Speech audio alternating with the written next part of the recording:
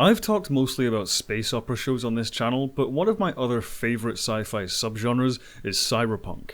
So when I first heard about Netflix original Altered Carbon, my interest was piqued. Now with its second season premiering, I thought it was high time to delve into the first season. This show looks amazing, but then again, what doesn't these days? If there's a critique of the overall presentation, it's that it's a bit too derivative of Blade Runner. Obviously there will always be genre staples like overgrown, densely populated cities and an abundance of holographic ads, etc. But it's the overall production design and general aesthetic which is most eerily similar to Blade Runner. The upcoming Cyberpunk 2077, or even Blade Runner's own sequel, shows us there is a way to execute this same genre with a different style. Ghost in the Shell is another example of how to create a world like this in a refreshing way. It doesn't all have to be constant rain and dimly lit bars. That being said, this is once again another cinema quality looking TV show. If I didn't know better, I'd think a director like Ridley Scott was behind the camera for most of this. Images are filled with depth and a rich colour palette, not to mention terrific VFX shots. And while the designs are maybe too heavily inspired by Blade Runner, that doesn't prevent the show from showcasing a ton of cool weapons, vehicles, armors, and environments. My other small gripe is the overall direction during fight scenes. There's clearly some well choreographed sequences playing out here, and even some cool raid-style camera work, but the quick cutting detracts from the work put into these sequences while on set. It's nothing as egregious as the Taken sequels or anything, and overall, these are solid action scenes. But some more restraint in the cutting would have been nice. Shows like Into the Badlands, Nightfall, or even the upcoming Gangs of London show the kind of fight scenes which are possible on a TV budget and schedule. The shootouts are pretty clear, but the hand-to-hand combat could use some streamlining. What I love most about this show, however, is the excellent world building and the concept itself which drives it. The idea of body hopping to avoid death is a fascinating idea, both practically and philosophically. Being based on a book series, there's a lot of material to be used in fleshing out this world for the audience. Any qualms based on age, race, or gender have been essentially eliminated because of all the things that can be changed if so desired. It also highlights the massive class disparity typical in any cyberpunk setting, where bodily autonomy and self-identity are taken away from those poor enough to simply be saddled with whatever body they can get. Meanwhile, these super rich get access to fully customizable clones of themselves with all the bells and whistles they could ever want. And with people's own bodies being seen as disposable, the collective bloodlust of a population has increased, leading to barbaric and brutal sporting events as well as underground fighting rings. The violence and debauchery in the story are integral to the world itself, instead of simply being for shock value. The universe of Altered Carbon feels layered and nuanced in some surprising ways, and having a character who's largely learning much of this for the first time also helps immerse us into this bizarre future. Speaking of the cast, this is probably the only role I've seen Joel Kinnaman in where he's really great. He was, frankly, embarrassingly miscast in the likes of RoboCop, and trapped in the complete mess which was Suicide Squad. But here, he nails that can't give a shit attitude of Takeshi Kovacs, excels in the action scenes, and even manages to come across as heartfelt when he needs to. While the character is an archetype, and there isn't the widest emotional range on display here, Kinnaman succeeds in presenting us with a compelling and enjoyable protagonist. This is a heavily flawed person who engages in many deplorable acts and even some stupid decisions, but that's where the rest of the cast comes in to compensate for the almost relentless cynicism of the main character. James Purefoy is excellent as the ultra-wealthy Lawrence Bancroft. Purefoy has always been a charismatic actor with a lot of screen presence. As Bancroft, he manages to blend that charisma with gravitas, while also being a character who's pretty easy to hate. This is a man of absurd privilege, and seeing him strut about the place, waxing poetic about philosophy and the nature of power, always carried an undercurrent of scumbag entitlement. We as an audience have trouble making up our minds about Bancroft until the final episode. Martha Higarida as Kristen Ortega was an absolute badass. Her sheer determination and big personality make up for her small stature, but that also doesn't stop her from throwing down like a boss in the action scenes. Her chemistry with Kovacs strikes a good balance. Whereas Kovacs hides behind his cynicism,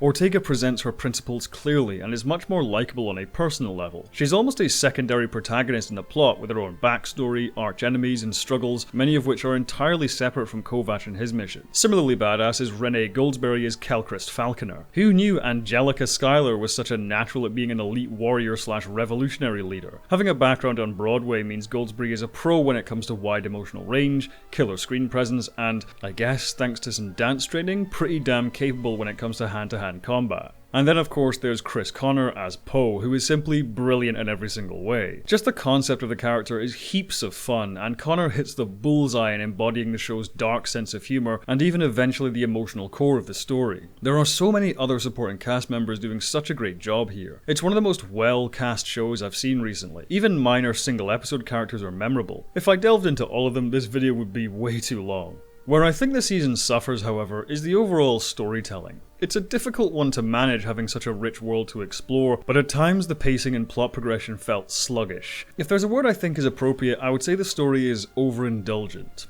As I said, I love this world, but all of its facets sometimes distract from the central mystery. The question as to who killed Lawrence Bancroft is a nice hook, the mechanics of which effortlessly weave in the exposition in the first episode, without feeling forced. But other aspects feel tacked on at times, almost as if the story's attention is being seized by something else. Like, we could pursue the lead on Lawrence Bancroft, but then again check out this Zero-G fighting tournament. Last week I spitballed my ideas for streamlining The Witcher, but when it comes to Altered Carbon, it's a tough one. While most plot threads do come together and contribute to the quality of the ending, there's a definite lull in the middle of the season. That being said, I don't really know what could be cut or removed altogether without damaging other parts of the plot. My other gripe is with the philosophical angle I mentioned earlier.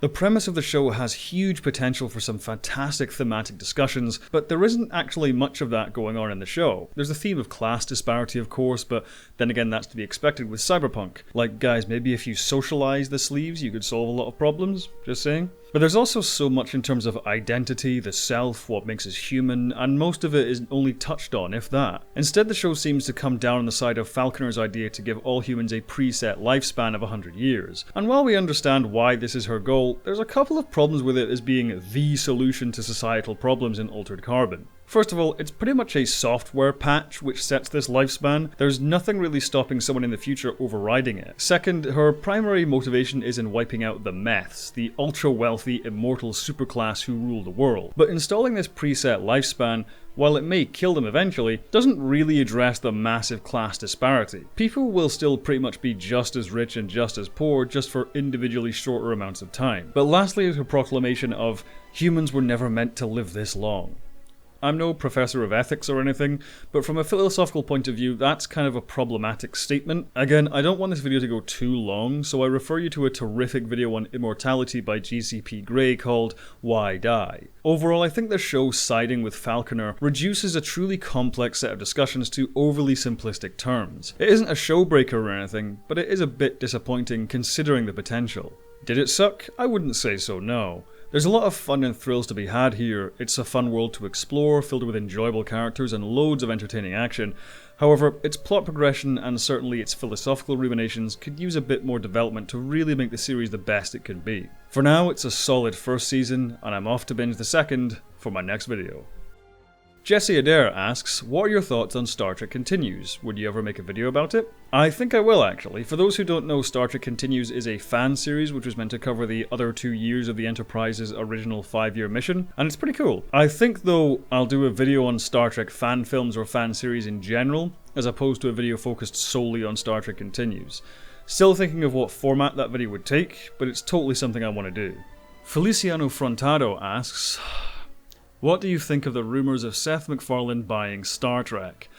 They are bullshit. Listen, Star Trek is a billion-dollar franchise for Paramount CBS. It's been a reliable moneymaker on the big screen for Paramount historically, and CBS has it as their flagship show for their streaming platform, which has allowed them to hit their subscriber targets well ahead of schedule. They have no interest whatsoever in selling Star Trek to anyone.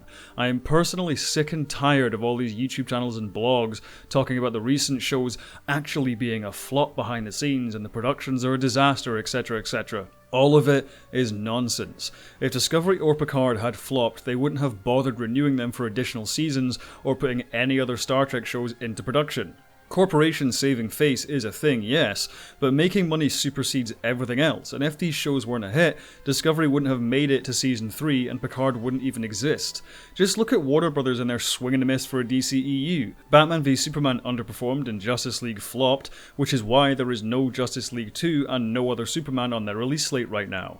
Studios do not keep making more franchise installments just to spite a bunch of angry morons on the internet. But most of all, the rumours of Seth MacFarlane buying Star Trek have been proven proven to be a complete and total lie. YouTube channel Ketwalski made a video on this where he found the origin of these so-called rumours. It's just a bunch of trolls on 4chan making up some crap.